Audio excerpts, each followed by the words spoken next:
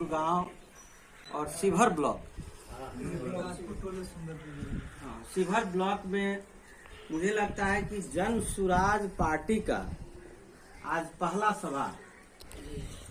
तो इस सभा में यहाँ उपस्थित आप तमाम बुजुर्गों का, नौजवान साथियों का, माता एवं बहनों का और जहाँ तक हमारी आवाज जा रही है उन तमाम दोस्तों साथियों का हार्दिक और क्रांतिकारी इस्तेकबाल करते हैं, हार्दिक अभिनंदन करते हैं। साथियों, ये 2025 का जो वर्ष है वो चुनावी वर्ष है और इस चुनावी वर्ष में संयोग कहिए कि जन सुराज एक पार्टी का रूप लिया है और ये यूं कह ले कि एक बच्चा पार्टी है। अभी बहुत लोग जो गांव गवई में रहते हैं, गली मोहल्ले में हैं, जो डिजिटल मीडिया से दूर हैं, उन लोगों को इस पार्टी के बारे में, जन सुराज पार्टी के बारे में जानकारी नहीं है। यह पार्टी महज एक राजनीतिक पार्टी नहीं है। इसका मकसद केवल सत्ता की प्राप्ति नहीं है। जन सुराज एक अभियान है। प्रशांत किशोर जी के द्वारा गांव गांव में जाकर के, गली मोहल्ले में जाकर के, बिहार के आम आवाम से मिलकर के, किसान मजदूर से मिलकर के लगातार 2 मई 2022 से जो पहला ट्वीट आया प्रशांत किशोर जी का मोबाइल के दुनिया में, डिजिटल मीडिया में, कि वो अभियान करना चाहते हैं, बिहार के लोगों से मिलना चाहते हैं, बिहार के लोगों से मिलकर के उनकी समस्याओं को समझना चाहते हैं।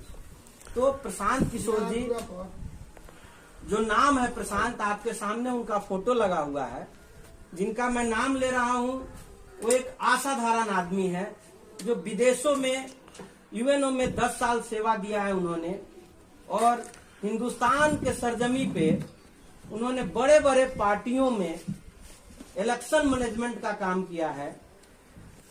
जो आप मोदी जी का आज गली गली में लोग नाम जान रहे हैं, उस गुजरात में मोदी जी को बनाने वाले, भारत में मोदी जी को प्रधानमंत्री तक का सफर तय करवाने वाले, नीतीश जी को चीफ मिनिस्टर बनाने वाले, ममता बनर्जी को बंगाल में सत्ता में लाने वाले और कई ऐसे स्टेटों में सत्ता के शीर्ष पर पहुंचाने का काम प्रशांत किशोर जी ने किया है। उन्होंने एक बिहार के गांव से पढ़ करके और बिहार के समस्याओं को देखते हुए बड़े बड़े लोगों को, बड़े बड़े काका को आका बनाने का काम प्रशांत किशोर जी ने किया है। तो उन्होंने सोचा कि बिहार की बदहाली के लिए मैं बिहार में एक परिवर्तन लाना चाहते हैं। उस परिवर्तन के परिवेश में प्रशांत किशोर जी ने सोचा कि जब तक हिंदुस्तान जैसे देश, लोकतांत्रिक देश में लोकतंत्र के माध्यम से चुना हुआ व्यक्ति जब सत्ता के शीर्ष पे बैठता है, वही बिहार के आम आवाम परिस्थिति स्थिति को बदल सकता है। तो इसी कड़ी में उन्होंने 2 अक्टूबर को एक पार्टी का गठन किया, जिस पार्टी का नाम जन सुराज रखा उन्होंने। जन सुराज का मतलब जनता का सुंदर राज होता है। उसका अगर विश्लेषण करें हम लोग तो जनता का सुंदर राज होता है। तो जनता का सुंदर राज बनेगा कैसे?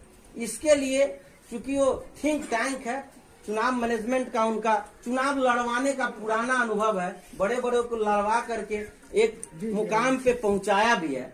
उसी दरमियान जो पदयात्रा किया उन्होंने पूरे बिहार में, इस पदयात्रा में जो लोगों की समस्याओं को सुना, इस गांव में हम आए हैं, इस गांव का क्या समस्या है, उसी तरह पूरे बिहार के गांव में पैदल चल करके गांव गवाई के लोगों की समस्याओं का जानने का प्रयास किया।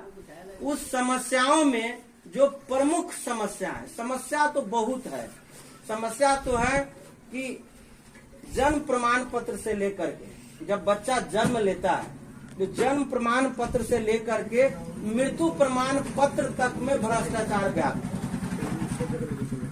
समस्या की कोई कमी नहीं है, लेकिन जो मूलभूत समस्याएं हैं बिहार में, जो समस्या के कारण बिहार में आम आदमी की स्थिति बद से बदतर हो रही है, उन समस्याओं का एक मूल्यांकन किया और उसको कैटेगराइज किया कि कौन कौन सी समस्या है जिससे बिहार के परिवार में परिस्थिति में बदलाव आ रही है उन समस्याओं के कारण।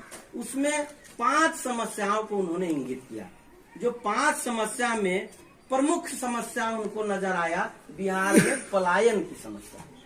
बिहार से हर गांव गंवई से एक मिनिमम मजदूरी के लिए 10 से 15 हजार मजदूरी के लिए जो लोग बाहर जाते हैं, कलकत्ता, दिल्ली, पंजाब, वो हम सब लोग जानते हैं, सब घर की यही स्थिति है। लड़का शादी करके या शादी से पहले माँ बाप का भरण पोषण करने के लिए, खेती करने के लिए, थोड़ा मोड़ा शिक्षा लेकर के दिल्ली, कलकत्ता, बम्बई चला जाता है। और शादी के लिए तिलक शगुन का जब डेट फाइनल होता है तो बउआ आते हैं वहां से ट्रेन से, और आने के बाद यहाँ शादी ब्याह होता है, हमारी बहू आती है घर में, और 5-10 दिन के बाद जल्दी फिर भागना पड़ता है, नहीं जाएंगे तो नौकरी वहाँ छूट जाएगा। तो ये दर्द जो है हमारी माँ बहनों का दर्द भी, और समाज में बूढ़े बुजुर्ग लोगों का भी दर्द भी, और हमारी जो मजबूरी है कि हम बाहर नहीं जाएंगे तो मिनिमम वेज जो 10-15 हजार नौकरी का मसला है, वो मसला हमारा परिवार कैसे चलेगा, ये दर्द बहुत बड़ा दर्द है। और कुछ समाज में संपन्न लोग भी हैं जिनको अंदर से खुशी क्या होती है कि गांव के मजदूरे सब केवल पंजाब हरियाणा जाता है। गांव के पढ़े लिखे लोग जो अच्छे लोग हैं अपने बच्चों को अच्छे स्कूल में पढ़ा करके इंजीनियरिंग, डॉक्टरी, MBA करवाते हैं, उनका भी रोजगार बिहार में नहीं मिलता है। वो भी दिल्ली